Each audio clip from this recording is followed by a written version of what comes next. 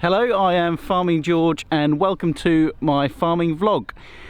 Today is Thursday the 27th of September and it's a pretty exciting day because today we're actually going to be cutting our buckwheat, which I'm really excited about. The first time we've ever grown it, and we're growing it for a lovely company called Hodmedods on the kind of Norfolk-Suffolk border. But first things first, unfortunately we're going to have to clean down the header for our combine and also clean out the tank of our combine, so let's get on with that.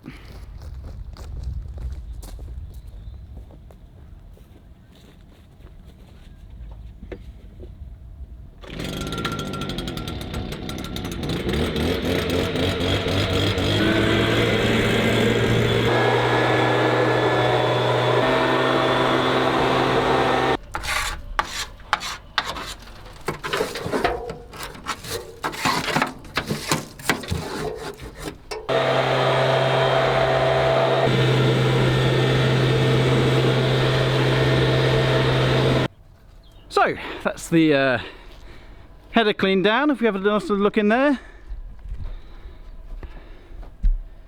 not absolutely perfect, but that should be good enough.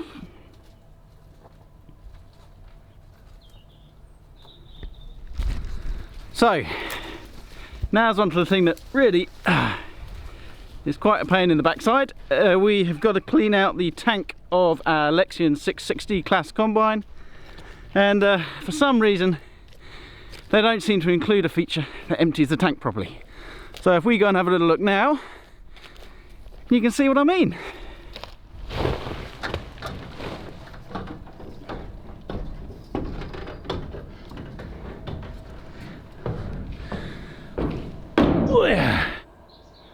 So as you can see, we've got little bits of grain all over the place in our tank. Now if somebody's got some kind of solution as to how mechanically this combine, like I say, a Lexion 660 should empty, that'd be great, but I'm going to go and fetch my Henry now and sort this out by hand.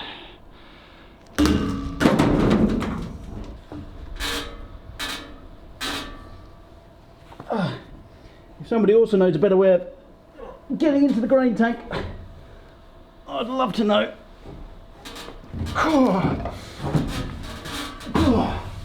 Because it's really quite exciting. One Henry. As you can see, we've got all of this linseed sitting right here and tucked down the back under what is meant to be the outflow auger. Here's our outflow auger here at the back, and as you can see, this combine for some reason does not do a very good job at clearing all of that stuff, grain, out into the trailer where it should be. So let's get busy with the Henry.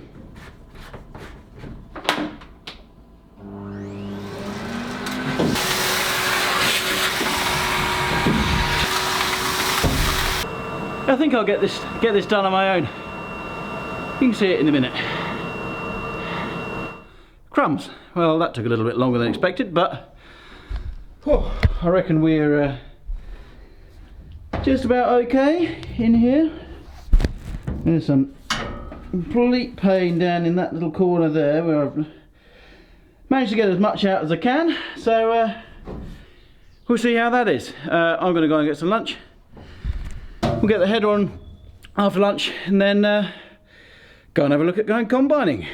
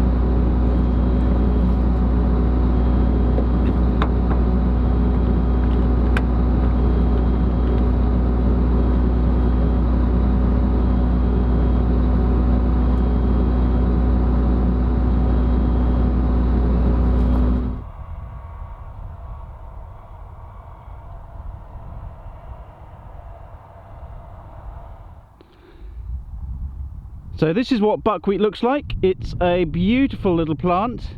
It's got some lovely white flowers, and it's actually a relation to rhubarb, as you can see from its nice red stem. So I'm just going to walk into this crop of buckwheat here, and it's not completely evenly ripe all over, but as you can see, we've got an absolutely glorious day. This is the end of September, so it's rather nice having a day like this, which is obviously a fantastic combining day. There's a really nice breeze. We have been doing a little bit of spraying this morning to get some grass weeds out of our oilseed rape. I think there was a little mouse running through then. Now, to be clear, I've taken some advice as to how we're meant to combine this, but quite frankly we have no idea. Now you can see, I'll give it a little bit of a rub out, and we'll see what we're meant to be getting out in the combine.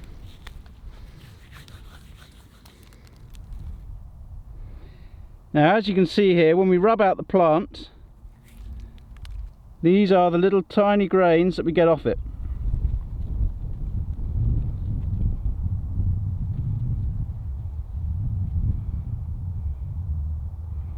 It's used in biscuit flour. It's obviously used if you go to Pret or something like that. Quite often you'll find it sprinkled on top of salads. You can switch out the rice in risotto for buckwheat, so you can have a buckwheat risotto. It's this really nutty, delicious flavour.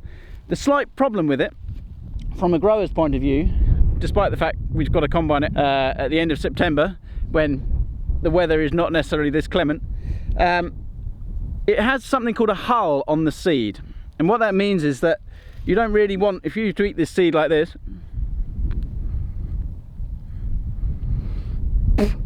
it's got really quite a hard outer casing that isn't very digestible. So one of the tricky things, thankfully this is something that Hodmedods are doing rather than me, but one of the tricky things is that they have to find out some kind of way of de-hulling this seed to get the good bit out of the middle.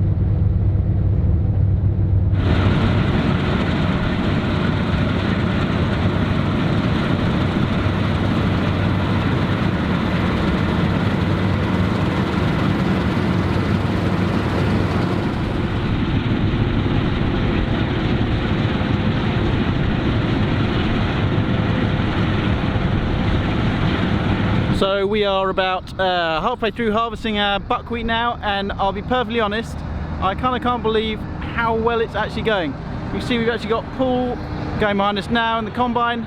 It's lucky we've only got a couple of hectares, because the way that the crop is leaning means that we have to be cutting it in one direction, which is why he's whizzing back over that way now. And I'll actually show you now why it is that we've got to be cutting in one direction, just to make sure that we're getting as much of the crop as possible. So let's go and have a look at that now. So if we have a look here, this is the first run down with the combine that we did, which has obviously been cut really nicely, and that was going the same direction that Paul is going now, so basically from north to south. But if we look over the second run up, we tried just seeing if we could get away with going both directions, and you'll notice that we end up with little pieces of laid crop here. It's not a big deal, but obviously there's some seed that we've missed, so we want to do our best and try and get as much utilisation of what's on the ground as possible, although at least the birds will get a little bit of a snack to clear up later on by eating that. Consequently, this is why we've decided that we are just going to be cutting in one direction, so that is what we're doing now.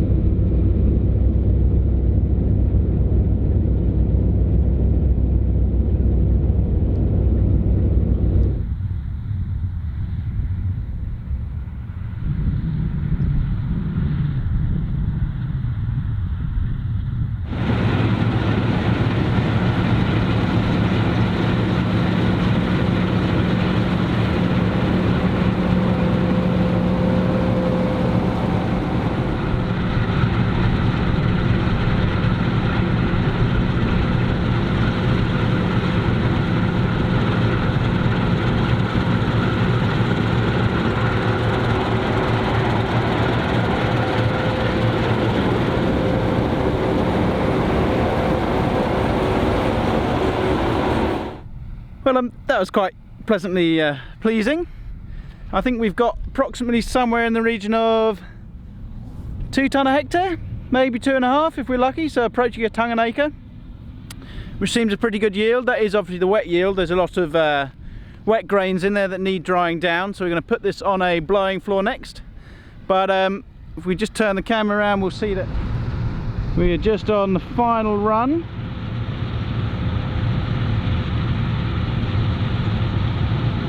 So buckwheat finished for 2018, and I think I'm going to be quite happy to grow it next year as well.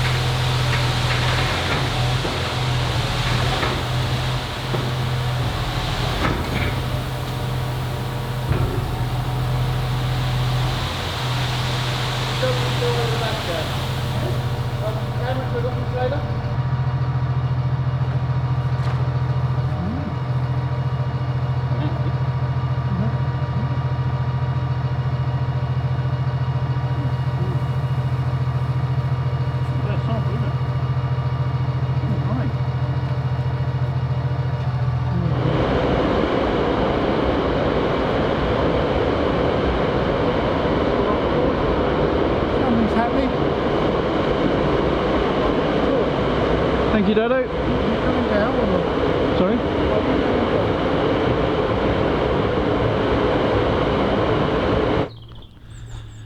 So it's now 6 days since we cut the buckwheat, and it's been on the blowing floor. We actually blew it all over the weekend, and I turned the fan off yesterday morning. So yeah, blown for nearly 5 days continuously. So let's go and have a look what it looks like now.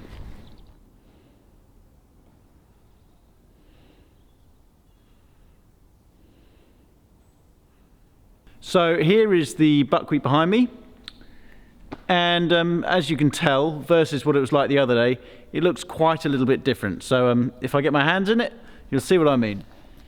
As you can tell, it really has dried down really very nicely indeed. As you can see, nowhere near as wet as it was before. It's actually very easy for me to get my hand through it, which is exactly what we want.